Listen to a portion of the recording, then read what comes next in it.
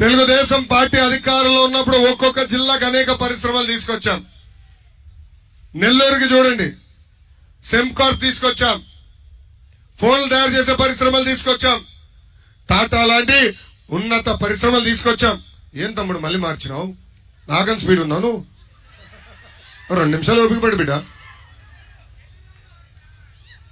Simhapuri youth కదా.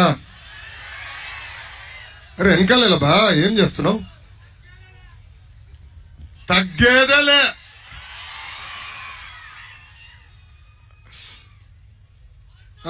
Pause. చేయి సై mouse నుంచి చేయి అమ్మా. చిన్న చేయి మౌస్ నుంచి. Thank you. ఇది అభివృద్ధి వికేంద్రీకరణ అంటే. రాజధానిలు తీసుకెళ్తే అభివృద్ధి వికేంద్రీకరణ జరగదు.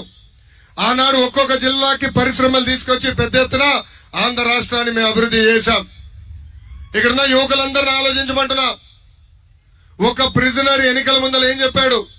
మెగా డిఎస్సి ద్వారా 2,30,000 పెండింగ్ పోస్టులు భర్తీ చేస్తున్నాడు. ఒక్క పోస్టు భర్తీ చేయలేదు. ఇంకో పక్కన ప్రతి ఏడా కానిస్టేబుల్ పోస్టులన్నీ విడుదల చేసి అన్ని కానిస్టేబుల్స్ అవసరమైన మేరకు ఫిల్ చేస్తున్నాడు. అది చేయలేదు. ఒక్క అవకాశం అడిగారు, మీరు ఆ మాయ మాటలు పడిపోయారు. ఈ రోజు రాష్ట్రం సర్వనాశనం అయ్యే పరిస్థితి తల్లి. అందుకే తల్లి, వాళ్ళు చెప్పే అబద్ధాలు నమ్మద్దు. 10కి 10 ఎమ్మెల్యే స్థానాలు తెలుగుదేశం పార్టీకి ఇవ్వండి. అభివృద్ధి ఏంటో చేసి చూపించే బాధ్యత మేము తీసుకుంటామని ఈ సభాముఖ హామీ ఇస్తున్నాం. తెలుగుదేశం పార్టీ అధికారంలో ఉన్నప్పుడు ఒక నెల్లూరు అసెంబ్లీ స్థానాన్ని ఎలా అభివృద్ధి చేశారో మనందరం చూసాం. నారాయణ గారి నాయకత్వంలో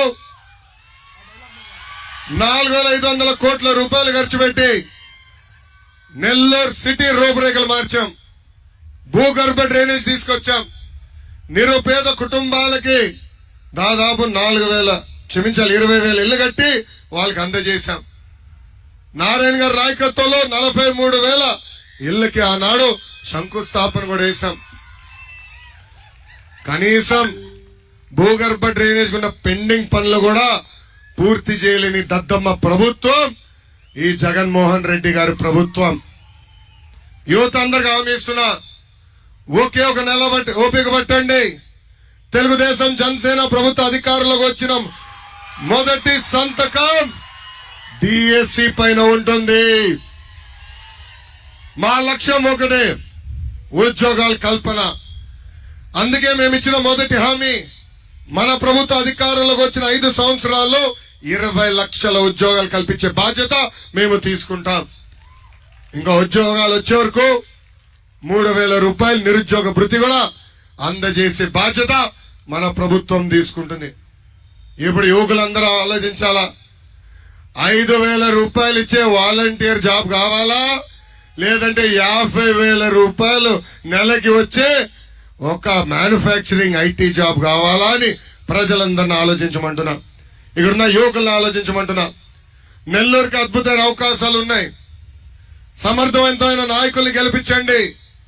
తెలుగుదేశం జనసేన పార్టీ బలపరిచిన నాయకులు గెలిపించండి.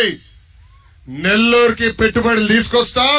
ఉద్యోగాలు కల్పించే బాధ్యత కూడా మేము తీసుకుంటామని ఈ సభాముఖం మీ అందరు తెలుపుకుంటూ, ఇది హలో లోకేష్ కార్యక్రమం.